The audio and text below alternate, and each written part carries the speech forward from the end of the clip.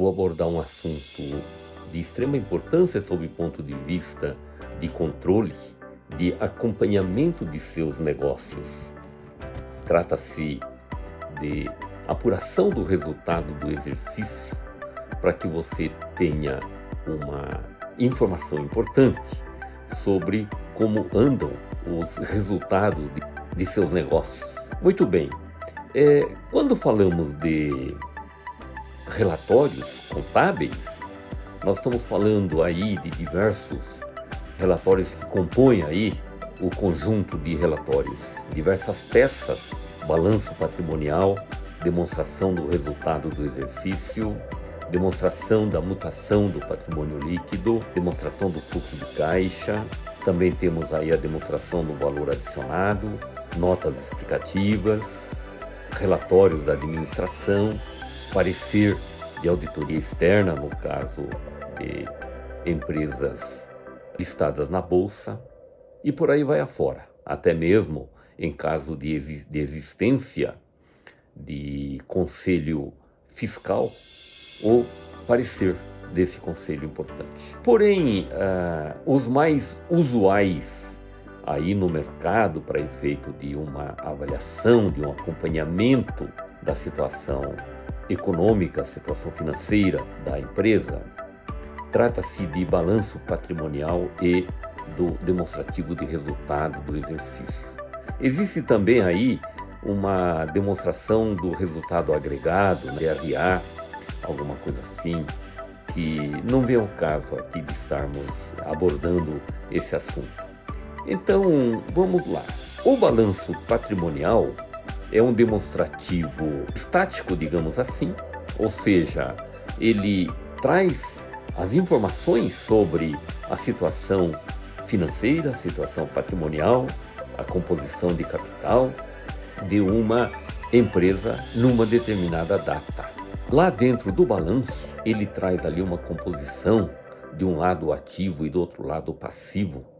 No ativo, na parte superior, ele traz ali a situação do seu saldo de caixas e bancos, por exemplo, valor a receber de seus clientes, a posição do estoque e outros créditos aí, como adiantamento a funcionários, adiantamento a fornecedores, impostos a recuperar, eventuais contas a receber, alguma coisa dessa natureza, por exemplo, dividendos a receber, caso ela tenha investido em outra empresa.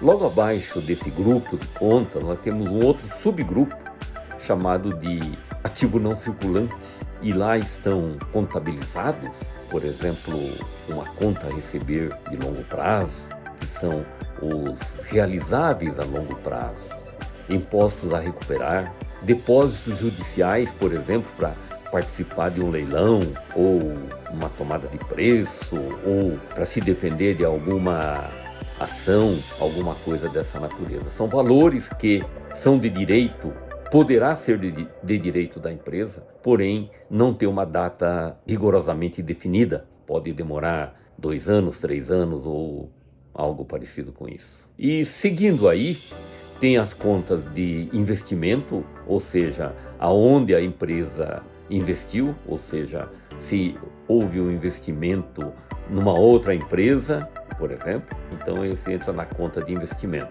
Depois vem o imobilizado, que é a depender aí da atividade que a empresa está operando, pode ser mais importante ou de mais volumoso ou não. Por exemplo, numa empresa industrial, seu imobilizado tende a ser extremamente volumoso, digamos assim. Numa empresa comercial, nem tanto. E numa empresa prestadora de serviço, talvez menos ainda. Depois tem aí as contas de intangível, que são os direitos que não têm existência física, por exemplo, ponto comercial, softwares, alguma coisa assim. Depois, passando para o lado do passivo, nós temos ali, na parte de cima, o passivo circulante, ou seja, as obrigações que a empresa precisa cumprir a curto prazo. Curto prazo em termos, até 1 ano, como pagamento a fornecedores, pagamento de salários e encargos, recolhimento de impostos, pagamento de contas como aluguel, energia elétrica, esse tipo de situação assim. Também, se for uma empresa de capital aberto, poderemos ter aí dividendos a pagar, operações de crédito como empréstimos e financiamentos. Logo abaixo desse grupo nós temos aí o grupo de passivo não circulante. E o passivo não circulante envolve contas ou obrigações que a empresa tem para pagar além de um ano após o encerramento deste período aí. Por exemplo, postos parcelados, financiamento de longo prazo, debêntures, por exemplo, que é um instrumento de captação de recurso, ou alguma coisa que tenham essa semelhança. Depois, nós temos aí, nesse mesmo lado, o patrimônio líquido, que nada mais é do que o ativo líquido, ou seja, é o que sobra de um confronto entre tudo que tem no ativo e tudo que tem no passivo em relação às obrigações. Essa é a parte dos acionistas, dos sócios, dos empreendedores, dos investidores. Então esse é um retrato rápido de um balanço patrimonial. É claro que existem aí uma infinidade de providências, de lançamentos, né? O balanço ele é extremamente sintético, né? Sintetizado, ele não traz, evidentemente, todas as contas, né? Porque senão fica impossível de estar apresentando aí de forma tranquila assim. Depois temos aí um outro demonstrativo tão importante quanto, que é a demonstração de resultado do exercício, a DRE, conhecida como DRE. Muito bem, é um demonstrativo que é acompanhado muito de perto por parte dos gestores, por parte dos investidores, por parte dos analistas, né? Por parte aí dos usuários externos, até internos da instituição. Muito bem, o que ele traz? Ele traz ali a movimentação que ocorreu em relação à receita, custos e despesas. O que aconteceu num determinado período, portanto, um pouco diferente do balanço patrimonial, que é uma posição, por exemplo, do dia 31 de dezembro, esse demonstrativo, a chamada demonstração do resultado do exercício, ele traz toda a movimentação que ocorreu do dia 1º, por exemplo, de janeiro a 31 de dezembro, né? Ou seja, a receita operacional que a empresa tem ali, correspondem, por exemplo, às vendas do dia 1º de janeiro a 31 de dezembro. É o somatório disso tudo aí. Muito bem, e ele é estruturado de forma vertical, com somas e subtrações. Então, começa ali com a receita bruta, subtrai ali deduções de vendas, como alguma devolução, impostos sobre vendas. Aí teremos aí a receita líquida de vendas, que subtrai o custo do produto ou da mercadoria ou do serviço prestado. Teremos então o lucro bruto, né? Desse lucro bruto, precisamos abater aí toda a despesa operacional, despesa com pessoal, despesa com logística, despesa com estrutura predial, essa coisa toda assim. Então, teremos aí uma linha que chamamos de resultado antes dos efeitos financeiros. E o que são os efeitos financeiros? São eventuais receitas financeiras obtidas aí por aplicação, ou por ter recebido eventualmente uma conta em atraso, ou alguma receita de característica financeira. E subtrai daí o custo financeiro, a despesa financeira, que normalmente são os juros pagos, uma multa por pagamento em atraso, ou os juros contratual pagos aí à instituição financeira, ou mesmo na captação de recursos aí via debêntures ou alguma coisa assim. E aí teremos então a linha que chamamos aí de lucro líquido antes dos impostos, imposto de renda e contribuição social. Estamos falando aqui de uma entidade que opera no regime de lucro real.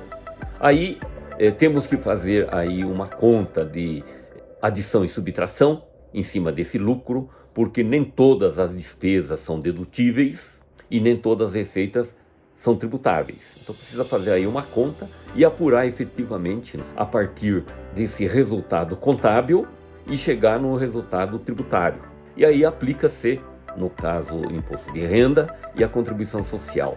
E temos então lá no final o lucro líquido. Esse lucro líquido, ele tem a finalidade específica de fazer o quê?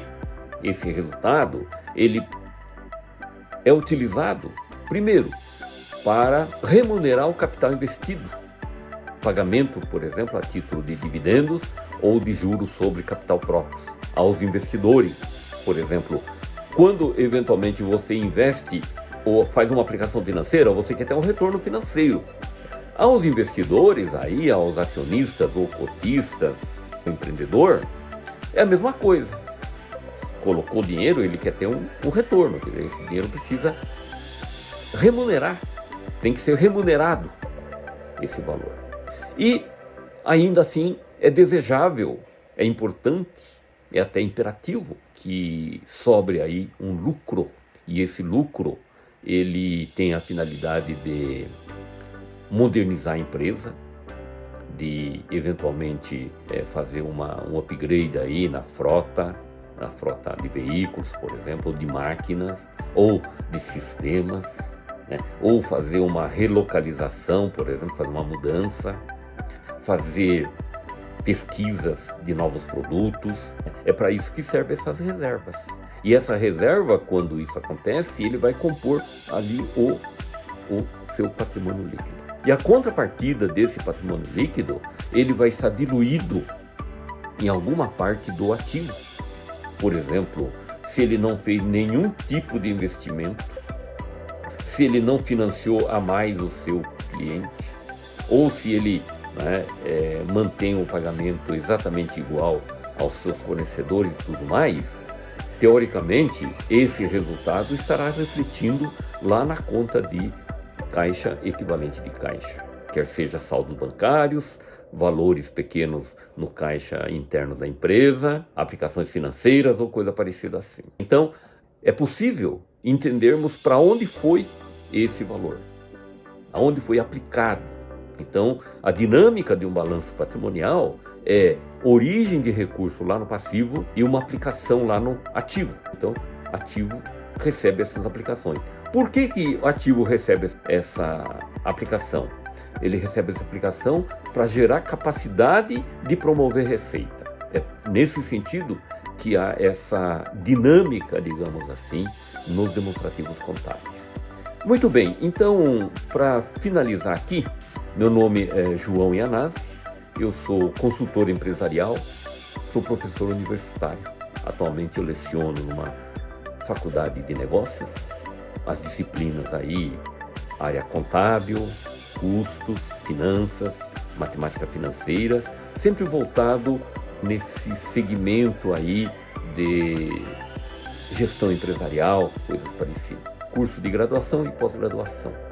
No âmbito do acadêmico, eu sou economista, sou contador, tenho um livro publicado, esse livro aqui é de minha autoria, esse livro publicado, inclusive, para quem se interessar, esse livro está à venda, basta procurar ali pelo meu nome, lá no Amazon, por exemplo, apenas versão digital, ok? Não temos mais a versão física. Okay? Estamos trabalhando aí para lançarmos aí a segunda edição e nesse meio tempo eu estarei falando a respeito dessa obra importante aí. Espero que vocês tenham gostado desse assunto que foi abordado aqui com vocês. Peço um apoio muito importante. Se inscrevam no meu canal. Serão 2 vídeos semanais.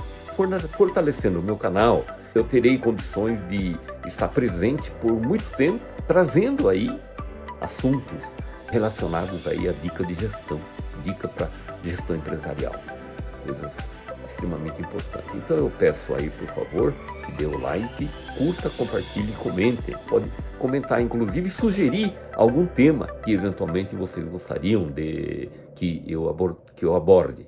Eu vou estudar com carinho essa sugestão. Estando dentro do meu radar aqui de conhecimento, eu faço um trabalho nesse sentido. E com certeza, esse material indo para o ar será referenciado o seu nome como uma forma de gratidão aí por estar curtindo e comentando, participando aí comigo nessa jornada. Por hoje era isso que eu tinha a colocar para vocês. Fiquem com Deus e até a próxima.